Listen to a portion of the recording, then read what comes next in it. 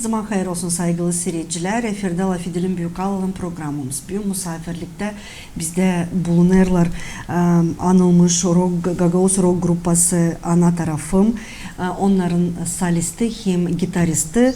Solist Ivan Buzacı hem gitarist Anton Jasanov. Ama bugün bizim bir misafirimiz Gagauz dilini bilmiyor. Onun için bizim programımız tolerant programı olarak biz laf edeceğiz Rus dilinde.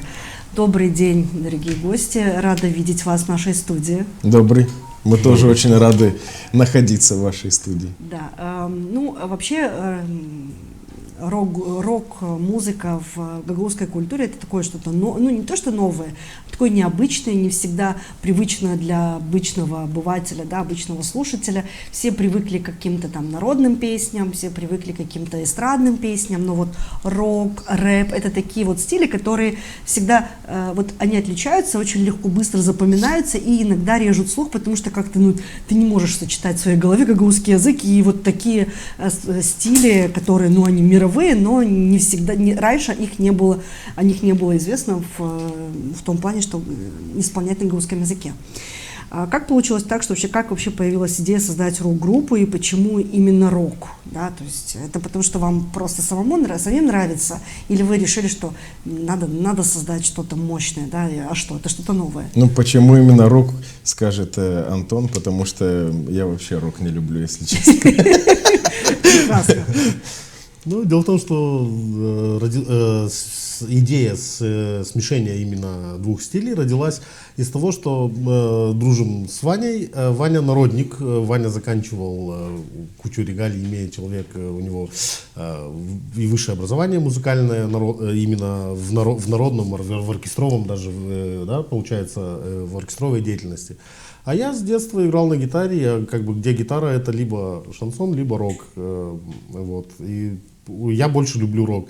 И на этом, получается, вот на таком фундаменте, что встретились два друга, один народник, другой рок-музыкант, попробовали. Получилось, Иван Кириллович немножко приболел там после аварии, и я ходил его навещать домой, чтобы человеку не было скучно. Что сделаем? Давай попробуем что-нибудь записать.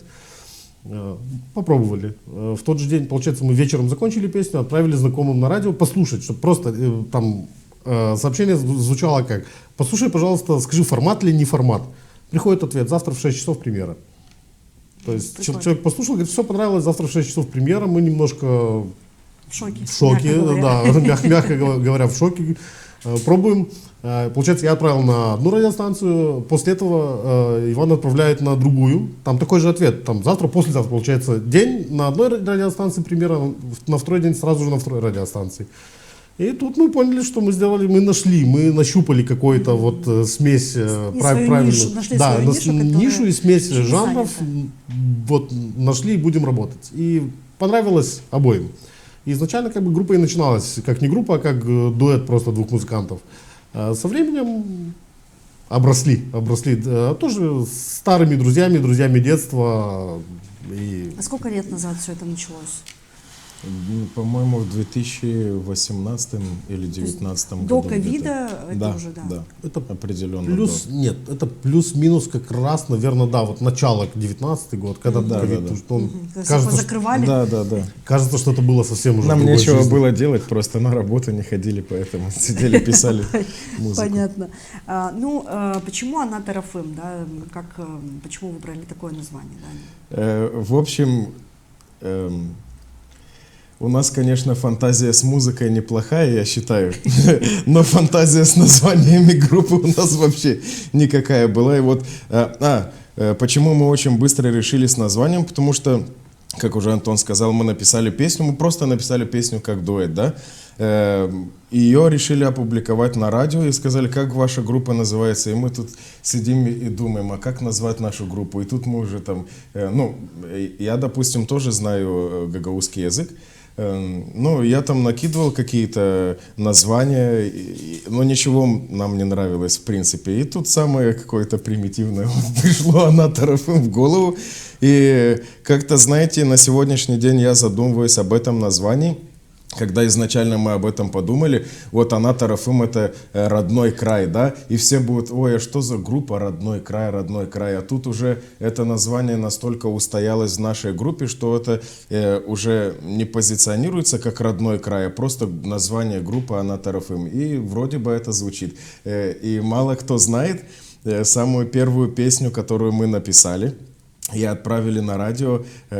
У нас группа называлась Баш Йолу. Главная дорога, короче. Вот. И так получилось, что это был кавер на одну песню гагаузскую народную. Нам автор аранжировки так передал, что ему не очень понравилось то, что мы сделали кавер. И в принципе эта песня, эта аранжировка умерла с тем старым названием Баш Йолу, и мы начали писать другие, но уже под другим названием, поэтому, может, даже если где-то покопаться, мы можем найти запись. Как поется человеку, который не любит этот стиль, но он вынужден петь в этом стиле? Ну, или уже, как говорится, смирились, да, и приняли судьбу такую, какая она есть? Я вам скажу, что мне всегда нравилась народная музыка. Вот даже когда в детстве все уже начинали слушать рэп, там вот тогда уже какие-то попсовые песни были. Мне всегда нравилась народная, потому что я с детства, очень мне нравилась народная музыка. И потом, когда мы уже собрали группу, в принципе, с детства я тоже какую-то альтернативную рок-музыку слушал. То есть мне нравилась Ария, мне нравилась ДДТ группа, Король и Шут, да. Вот. Что вы поете их песни. Да.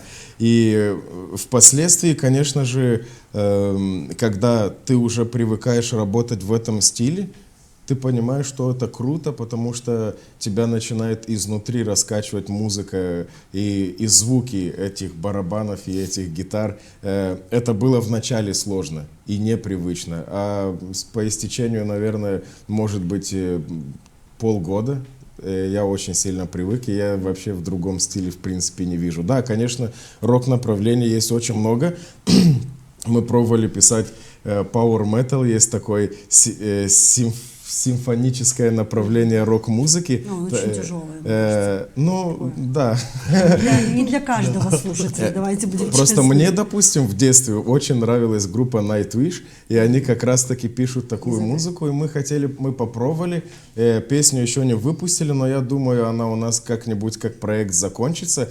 Она интересная, у нее интересная подача, там очень много скрипок и вообще очень много инструментов с симфонического оркестра. Ой, но учитывая то, что сейчас нашу более-менее не такую тяжелую музыку воспринимают, то надо подготовить все-таки слушателей к такому направлению. Ну и мы, хотя конечно... у каждой музыки есть свой слушатель, поэтому в любом случае найдутся люди, которые будут это слушать, и им будет нравиться. А может и всем понравится, мы же не знаем, может это будет какой-то классный проект, и на самом деле все будет совсем по-другому. То есть никто не знает, пока мы этого не видим в реальности. Определенно, да, просто проблема в том, что когда ты выходишь на сцену как артист, ты понимаешь, что там сидят не только твои слушатели или люди, которым нравится твое направление. Там стоят очень много людей и взрослых, а вы прекрасно понимаете, какой наш менталитет. Они, в основном 90% любят вот прям народное, да. А еще больше процентов не любят рок-направление. И в принципе, для того, чтобы понравиться зрителям, это на самом деле такая большая проблема, потому что мы прекрасно понимаем, что взрослым людям не всем нравится, но мы топим до конца, поэтому стараемся. На этой ноте я предлагаю посмотреть один видеоклип, который был снят на ГРТ на новогодний праздник с вашим исполнением.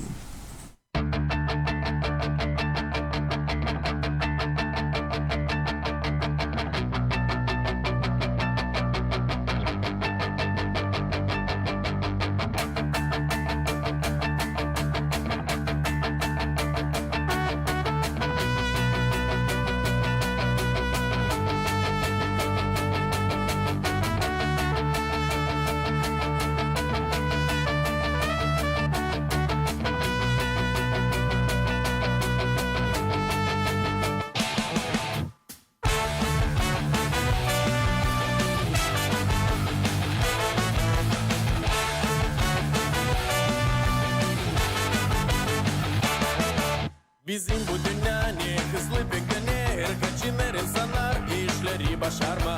Saatler kaçırlar, uşaklar sevinirler. Toplanıp biz dostlarla yurduyu geçirme. Kaykalan gezer küçükler hem büyükler. Kutlamakla adırlar güzel yaşamak.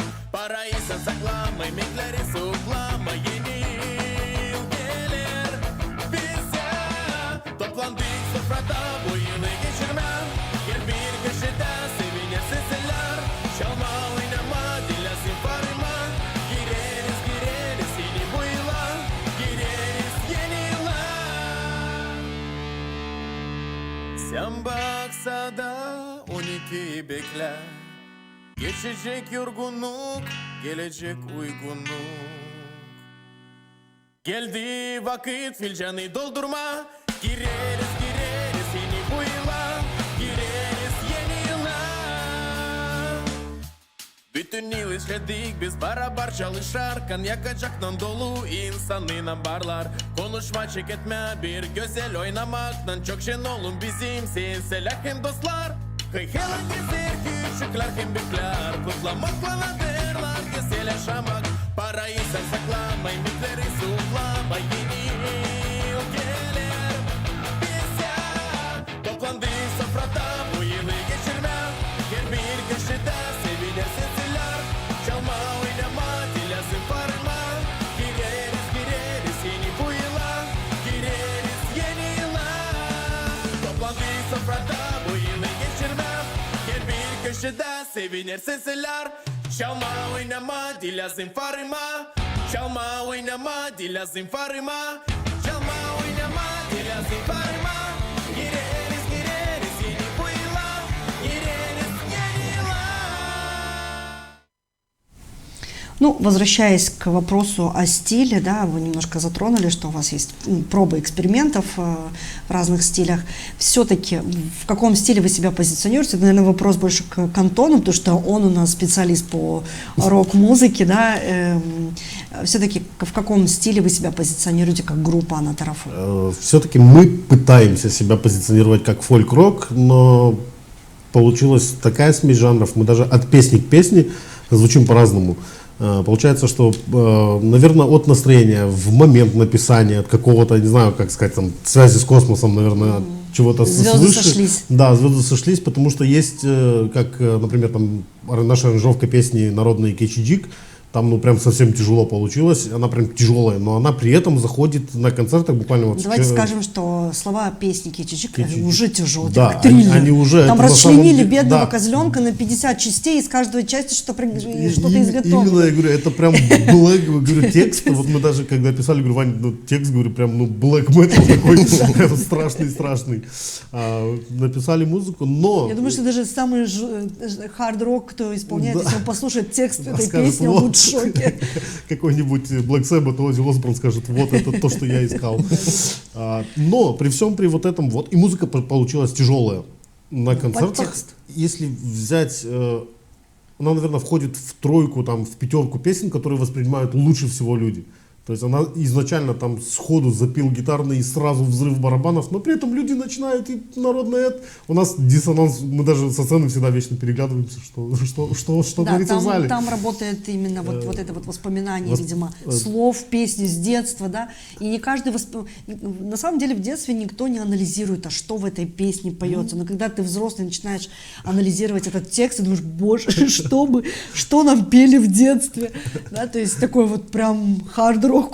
Жалко, что тогда они не знали об этом стиле, могли бы прямо в этом стиле и напеть нам. Ну, то есть такое вот, на самом деле смешение стиля, это очень круто, мне кажется, и очень профессионально, потому что когда люди в одном и том же направлении, вот ты уже узнаешь, что это та группа, все, то есть здесь это вот такая разносторонняя тема, что думаешь, ребята молодцы, и так поют, и так, и альтернативный, и софт, и все виды рока. Ну, я так понимаю. Ну да, при этом есть песни, мы изначально позиционировали, и сейчас, в принципе, себя пытаемся позиционировать как популяризаторы именно гагаузского народного творчества.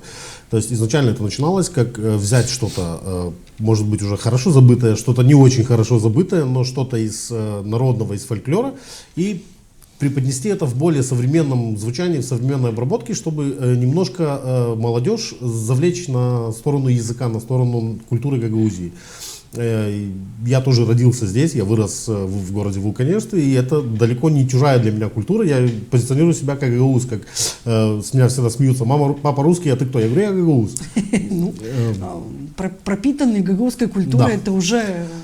И это из крови не вытащишь уже не никуда. каждую песню можно сделать тяжелой, либо не каждую, как тот же Кичиджик, он какой-то легкий не очень звучал. Песня Мани, шуточная есть песня, вот она более туда к югу, к Вулканешскому району больше, да, у нас распространена эта песня. Ее, как мы ни пытались, ее пришлось сделать прям легкую, легенькую, она вот такой софт-рок, но шуточно смешная песня, и до того доходила. Там... То есть больше ориентир идет на текст, на смысл текста, Да, от да. этого уже идет Что настроение. Она шуточно-издевательская даже, немножечко такая с поддевкой над бабушкой, и до того доходило, что последние куплеты изначально пелись все еще с шуткой, но сейчас последние куплеты переписались, уже восхваляя бабушку, потому что были вопросы, что вы себе позволяете. Что за бабушка это? Да, нет, что вы себе со стороны позволяете. Да, на Пришлось самом деле. смягчать. Ну, вообще, Иван, кто ваш музыкальный вдохновитель? И как, когда вы создаете музыку? Или все-таки вот как пришла волна, на это и ориентируемся? Ну, я очень такой человек, который слушает абсолютно любую музыку. Ну, конечно, в последнее время я больше слушаю разного направления рока. Я очень люблю фирму, как говорят сейчас. Мне очень нравится красивый вокал, и это на самом деле очень профессиональные вещи, и, наверное, нужно немножко в эту сторону тоже заглядывать. Почему у нас разные направления? Потому что когда ты работаешь в рок-направлении, у тебя нету изобилия разных звуков. То есть у тебя, по сути, есть набор инструментов, которые ты должен задействовать. Вот есть барабанная установка, есть гитара, есть бас-гитара. И если всегда работать в одном стиле роковом, то все песни получатся одинаковые, Ну да, и как это и я будет сказала. уже неинтересно.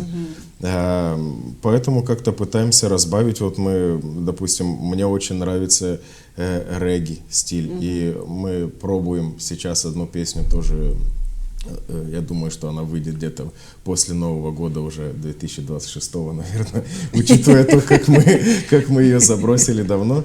Но я думаю, что она в любом случае вернетесь выйдет. к нему. Да. Ну, вообще,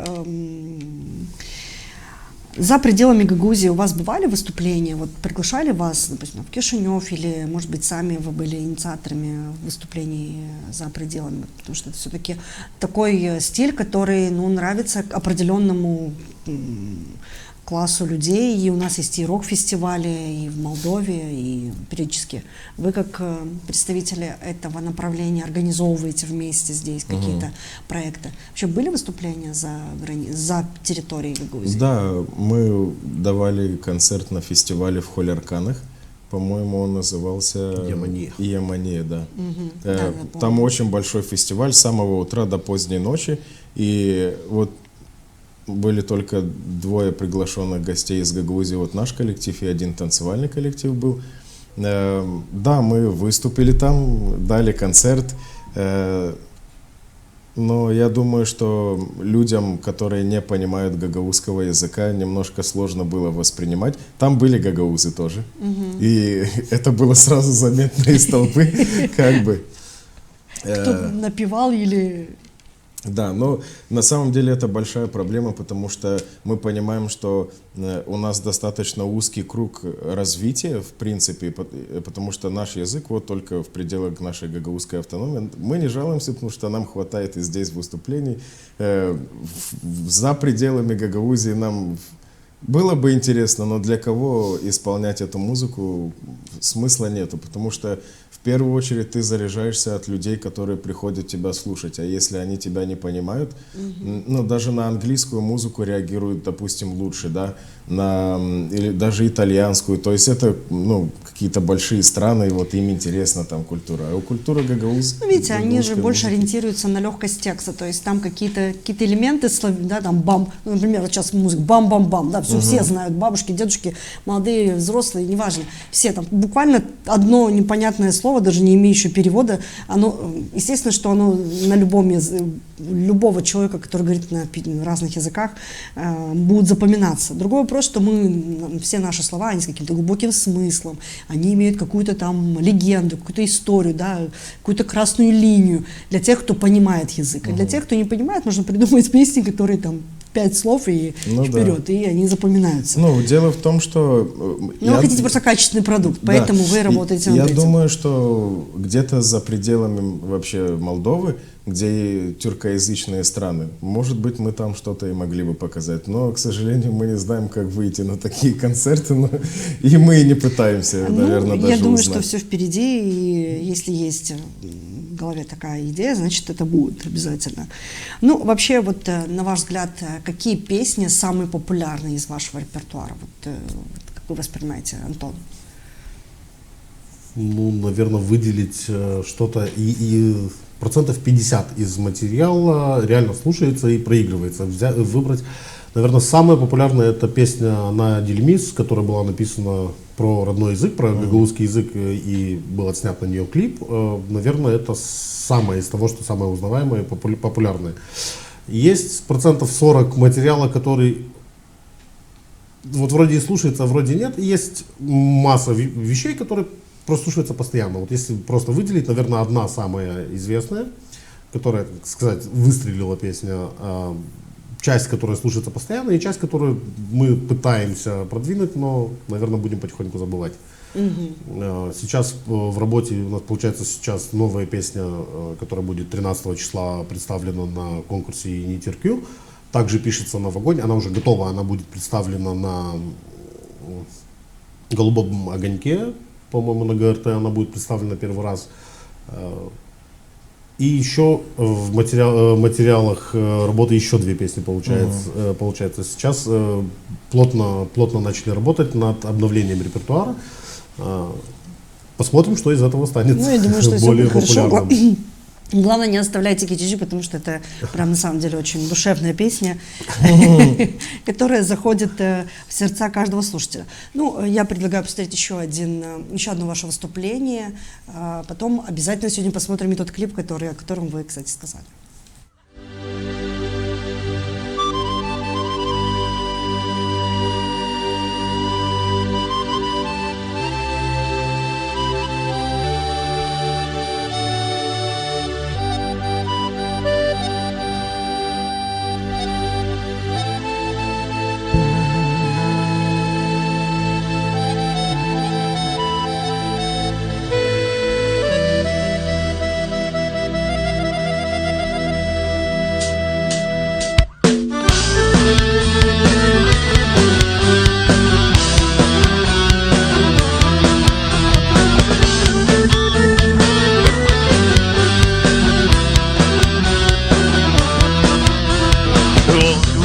Oğlan kal gidelim, oğlan kal gidelim.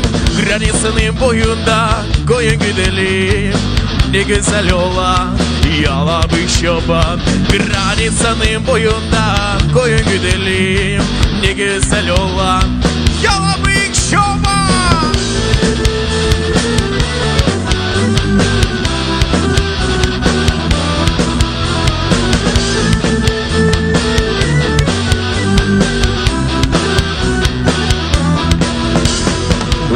Oğlanın evi sarı samandan, oğlanın evi sarı samandan.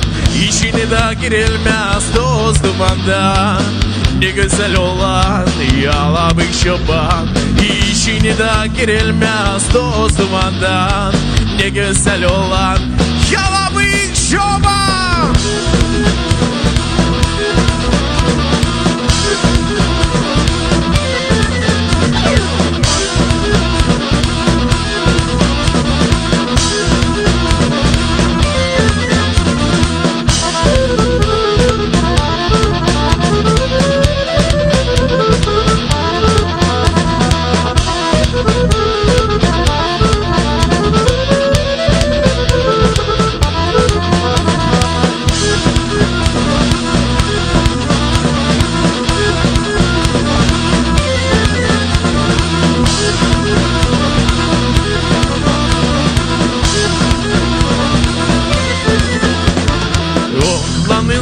sopası ceviz kökünden, oğlanın sopası ceviz kökünden. Yanına yaklaşmayacak köpek sesinden. Ne güzel olan yalabık çoban, yanına yaklaşmayacak köpek sesinden. Ne güzel olan yalabık çoban.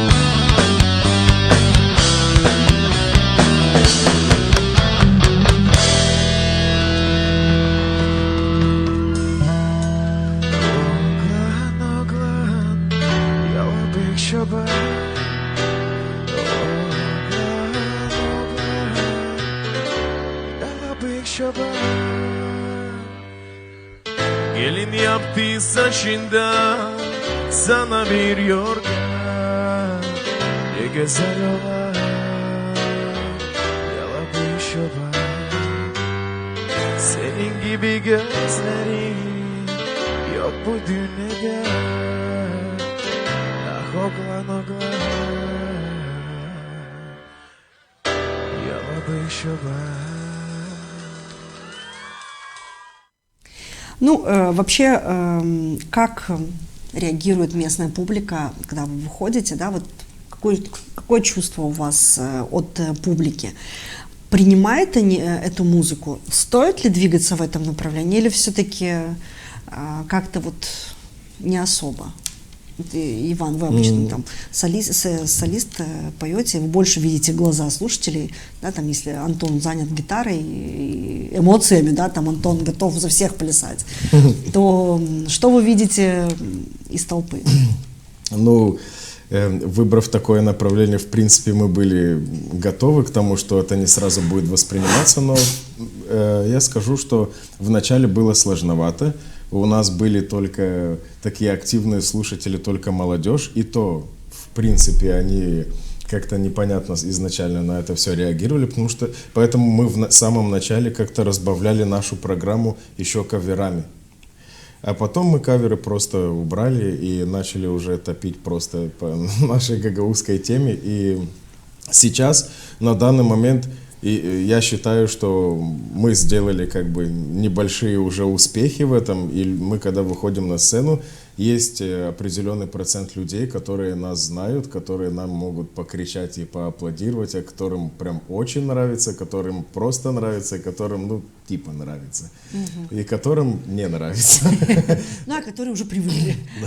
Знаете, я зачастую вижу со сцены людей, ну, всегда ты наблюдаешь за всеми, то есть ты не можешь сконцентрироваться конкретно на определенном человеке, тебе хочется работать со всеми абсолютно, и ты даришь свою энергию людям и хочешь взамен тоже получить какую-то энергию, чтобы она тебя подпитывала, и ты на этой сцене мог и сплясать, и там что-то крикнуть, и в принципе выступить достойно, да?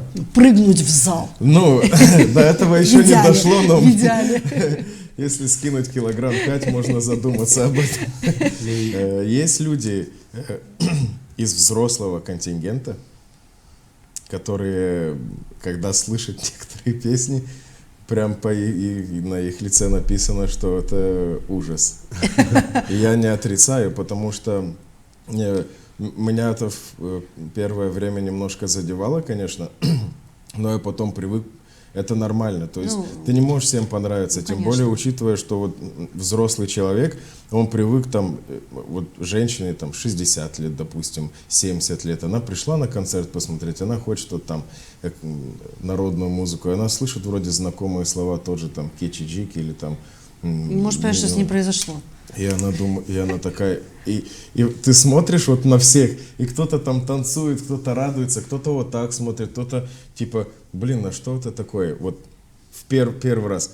А есть такие, которые прям... Зачем им дали микрофон? Зачем их пустили на сцену?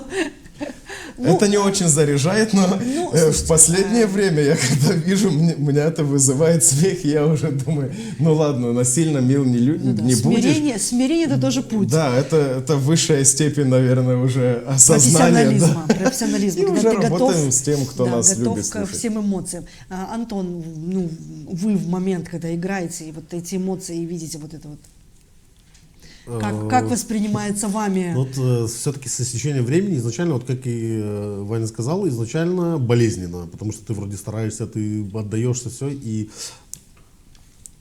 там покерфейс, люди сидят, и непонятно. Но, опять же, с истечением времени, работаем уже давно, и в последние концерты, последние выступления уже собралась, набилась какая-то вот фанатская база, и когда в зале есть хотя бы человек 10, которые активно тебя поддерживают, они своей же энергией заряжают вокруг людей. Ну, так работает публика. И видя вот эту энергию, у меня, все видят, я, может, даже иногда этого стесняюсь, но на сцене меня уносит, я нахожусь не здесь. В музыке все, я вас нахожусь, нет. да, я ухожу из себя, потом прихожу, говорит, между песнями в себя, потом опять ухожу из себя.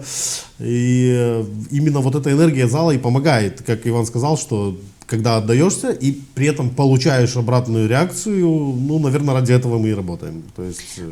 Возвращаясь о фолк-музыке, о которой вы вначале говорили, что все-таки ваш ориентир это фолк-рок, да? Мне вот интересно, насколько легко сочетать, да, такие тяжелые инструменты, как барабан, да, как гитара, не то что тяжелые, такие вот они прям громкие, звонкие, и сочетать, допустим, тот же аккордеон, например, да, там какие-то фольклорные инструменты, которые, будут дополнять это произведение и будет как раз-таки фолк-рок, да? Насколько это легко сочетать и насколько это классно звучит, на ваш взгляд? Давайте будем исходить из того, что вся народная музыка, изначально вообще любая музыка, первый музыкальный инструмент в истории человечества — это ударный инструмент. То есть проще было, чем придумывать что-то струнное, духовое, просто взять палку, стучать и уже отбивать ритм. То есть это основа основ? Это, да, основа основ. И наша народная музыка — это как раз вот наши размеры, там 7/16, наши там кадынджа, сырбы, хоры и так далее. Это все, в принципе, барабан, ударная музыка, ритмическая музыка. И мы просто взяли и изменили звучание того же даула, добы по-молдавски, мы просто его изменили на барабанную установку. Зазвучало живее, немножко ярче. Аккордеон с электрогитарой, с перегруженной гитарой, труба и аккордеон, они как будто созданы друг для друга. И гайда. И гайда, да, взять. Вот это 3 инструмента, которые мы стараемся по максимуму использовать в своих произведениях, потому что тембр звучания именно перегруженной гитары и аккордеона — это Красота. 2 + 2 = 4. Вы сказали, что у вас в планах какие-то уже проекты. Есть ли в масштабах, в дальнейшем планы организовать какой-то фестиваль? Вот я помню, что было там позапрошлым летом, если я не ошибаюсь, да, фестиваль, рок-фестиваль, который этим летом тоже, да, который, собрал определенное количество людей. Планируется ли этот опыт продолжаться, или все-таки вы будете заниматься только своим творчеством и развиваться в этом направлении? Это все зависит от организаторов фестиваля, потому что нас точно так же, как и любых других артистов, приглашают уже люди, которые это все организовывают. Это очень круто и очень интересно. Почему? Потому что живые инструменты и вообще живая музыка сейчас хоть и не сильно распространенная, но у нас в Гагаузии достаточно есть коллективов, которые могут показать свое творчество. Но это не обязательно должен быть прям тяжелый рок. То есть направление рока, опять же, тот же альтернативный рок, многие его исполняют. Это очень интересный опыт, потому что все, абсолютно вся музыка исполняется вживую, и люди могут прийти и просто посмотреть. Конечно, очень крутой опыт. Если каждый год это войдет в традицию, мы будем как вообще только развивается рады. эта сфера в Гагаузии? То есть насколько рок-групп достаточно, так скажем, на музыкальном рынке, да, мягко говоря, Гагаузии? Тех, кто занимается этим уровнем фестивалей профессионально, не так много.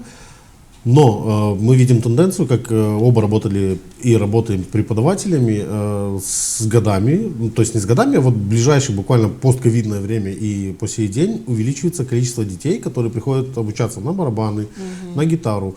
Есть много любительских при домах творчества, при домах культуры. Есть много детских коллективов. И даже вот этот фестиваль, сейчас летом был рок-фестиваль, вначале выпустили ребят и из Камрата, и из Вулканешт приехали группы, то есть были молодежные коллективы, которые, вот ребята сейчас только учатся играть, но уже чего-то научились, им предоставили сцену, предоставили зрительный, громкий звук, и дети чувствовали себя прям рок-звездами. И фестиваль же был организован не только с гагаузскими группами, то есть это был республиканский уровень, были пару коллективов из Кишинева, был коллектив из Тирасполя, или из Бендер, с Приднестровья, в общем, была команда. Этим занимается Дом культуры Камрата. Был вопрос по фестивалю, мы не организовываем фестиваль, на это нужен бюджет. То есть это нужно кооперироваться, это кооперироваться с какими-то управлениями, с какими-то в общем, структурами. Мы очень плотно и часто организовываем благотворительные концерты. То есть это то, что в наших силах, в сфере деятельности. В нашей очень много музыкантов. Мы знакомы, в принципе, наверное, со всеми музыкантами Гагаузии. И нам сделать это просто обзвон, и дело хорошее, дело доброе, не было ни одного отказа. То есть кому бы мы ни позвонили, вот у нас организуем сбор для, вот есть там человек нуждающийся, там это ребенок или это взрослый человек нуждающийся, ни одного отказа, вплоть до того, что мы говорим, ребят, никакой оплаты, все деньги, все собранное, мы даже не, у нас есть определенный обученный специальный человек, который это все считает, относит в банк, мы не видим денег. То есть ребята на благотворительной основе, на абсолютно безвозмездной приезжают. Вот это то, что мы можем сделать без финансовой поддержки. Наверное, если бы, так, закинем удочку, если бы нашлись спонсоры, либо там меценаты, которые захотели бы организовывать что-то, мы только за, руками и ногами сделаем. В плане организации какой-то деятельности мы можем помочь, но финансово, к сожалению, не можем. Это понятно. Вообще, вот на каком уровне сегодня находится, в принципе, музыкальный рынок Гагаузии, да? То есть насколько она развивается, на ваш взгляд? Есть ли развитие? Был период, когда на самом деле был бум. Прям я помню, вот был год, когда очень много было новых проектов, очень много было новых песен. Там на Гагаузском радио было очень много премьер. Сейчас как-то вот я как обыватель, да, простой слушатель, я вижу, что все-таки этого стало меньше, очень мало новых песен на самом деле. И остались вот те, которые выдержали этот экзамен, остались здесь, да, не уехали, не ищут себя где-то там за границей. И то, даже те, которые остались, они пытаются как-то сами вариться в собственном соку, потому что, насколько я понимаю, это очень дорогое удовольствие сегодня, заказывать музыку, слова, вообще, чтобы вот целую композицию купить, да, это очень дорогое удовольствие. И, вы сами пишете, здесь я к тому, что, то есть в любом случае, если мы говорим о гагаузском музыкальном рынке, то здесь не только те, которые пишут сами, но и которые покупают, поэтому это тоже есть какой-то тормоз в развитии музыки. Давайте будем учитывать то, что на сегодняшний день меньше молодежи в принципе увлекается музыкой. А вот я по себе сужу, мне, допустим, раньше было намного легче заниматься записью и вообще придумыванием какой-то музыки. Сейчас вот эта повседневная взрослая жизнь уже, она в принципе играет очень большую роль. И учитывая то, что мы сами все пишем, то есть у нас есть возможность, благодаря тому, что как раз таки мы вот прошли защиту на звание образцового ансамбля, нам дали зарплаты, и вот мы уже который год на эти зарплаты покупаем себе оборудование и пишем сами. А я даже не знаю, что сказать о тех людях, которые заказывают эту музыку, да, они, то есть, должны прийти с какой-то готовой идеей, они должны на это найти время, еще надо найти время работать, еще там кушать, приготовить. Это все бытовое, это все бытовые какие-то причины. То есть, по сути, взрослым уже, те, которые до этого были люди, которые исполнители, гагаузские артисты и так далее, у них уже меньше времени, я считаю, на творчество появляется, а новых меньше. Поэтому вообще было бы интересно, но это очень, наверное, затратно будет. Это нужно очень хорошую зарплату выделять. Допустим, вот у нас есть региональная студия в Чедерлунги. Чедерлунги. Было бы вообще интересно, чтобы там работала команда хотя бы из 3-4 человек, очень хорошо оплачиваемая, естественно, потому что это очень большой труд и огромная работа для того, чтобы, допустим, определить каких-то талантливых людей, молодых, вот в Гагаузии, да, у нас и в колледже есть учатся, и в университетах, и так далее, и тому подобное. У них, возможно, нету финансов, у них, возможно, не было идей, их можно просто натолкнуть на то, что давай попробуем, у тебя вот красивый голос, или вот, может, попробуем какую-то песню, может, у тебя есть какая-то идея, какое-то направление. И вот человек приходит на вот эту студию профессиональную, там, где есть целый состав, который тебе поможет определиться со стилем. Они тебе включают там, вот есть такой стиль, вот такое направление, давай что-то попробуем. То есть это огромная работа коллектива, которая должна, естественно, хорошо оплачиваться. Но это плюс еще один артист, которому пишут бесплатно музыку, да? Ну, эта идея, конечно, очень хорошая, но это тяжело реализуемая, потому что сегодня, учитывая стоимость одной аранжировки вместе со словами, это в пределах, насколько я знаю, 500-600 евро. Да, это, наверное, вот средняя цена. Да, средняя цена. То какие зарплаты должны быть в той студии, да, чтобы и кто будет эти зарплаты оплачивать? Да, учитывая то, что там, допустим, студент, у которого, который хочет себе музыку написать, 500-600 евро достать ради одной. Честно, я не дам 500-600 евро, чтобы я об этом и говорю. Нет, я об этом и говорю, потому что даже элементарно. Я общалась с другими исполнителями, и на самом деле у них у всех одна и та же мысль, то есть один и тот же вывод, да, был сделан за столько лет, то, что был бум, когда все писали песни, все покупали песни, да, и вот сейчас они говорят, нет смысла тратить большие деньги, так потому что ты эти деньги не вытаскиваешь, то есть получается, что сегодня у нас, даже если на концертах выступаешь, не знаю, оплачиваются, не оплачиваются, бывают, наверное, которые оплачиваются, бывают, которые на благо Родины, как говорится, да, благо, если они выступают на свадьбах, и как-то они могут эти деньги вытащить, да, которые они потратили, но в обычной жизни, просто на радиостанциях, сегодня у нас не платят деньги, ни гонорары, ничего, как в других странах, да, то есть другие страны, артисты почему большие деньги вкладывают? Потому что они зарабатывают на этом. У нас, к сожалению, это все-таки народное, да, то есть все, что на благо Родины, да, то есть за идею, за Родину. Но это тоже, конечно, хорошо, но приходит предел, когда тебе надоедает, и уже дальше ты хочешь заниматься чем-то, что приносит не только удовольствие, но и деньги, потому что уже семья, как вы сказали, уже совсем другие проблемы. 500 евро лучше потратить на что-то другое. Да. Говоря о вашей идее по поводу региональной центра студии, да, записи, я знаю, что у вас вышел клип, который был профинансирован, да, управлением культуры, если я не ошибаюсь, да, о котором, кстати, Антон, съемки клипа, да. Антон говорил, что это одна из самых прослушиваемых песен, да, насколько я понимаю. Мы на это надеемся. Давайте мы тоже посмотрим все вместе этот клип и еще раз дадим возможность нашим зрителям посмотреть и полюбоваться не только красотами нашего региона, но и классной музыкой.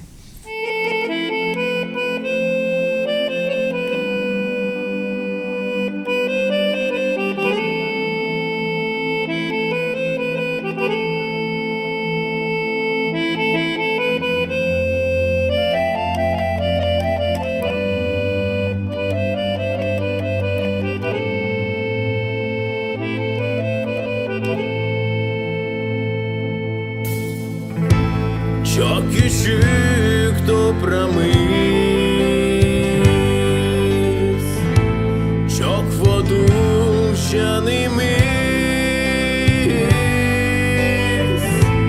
çalışma beneriz biz, aylasları hiç sevmeriz, koruma unutmayışız.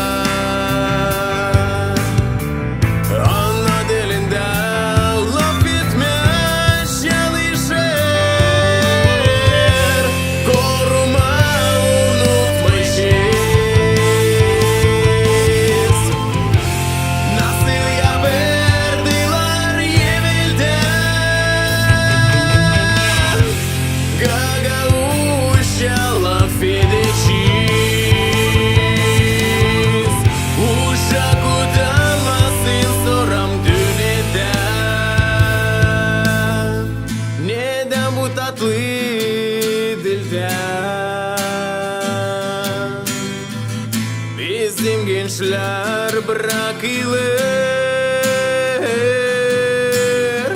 kendi dilini kırıp yabancı dile uşakları eder koruma unutmayacağız nasıl yapardılar evvelden gagavuşa laf edeceğiz uşak utanmasın soram düneden az kaldı gagavuzlar unutmayın dilinizi unutmayın göklerinizi ana toprağınızı bizim Gagavuzya'yı koruma unutmayacağız nasıl yapardılar evvelden Gagavuzya laf edeceğiz uşak utanmasın soram düneden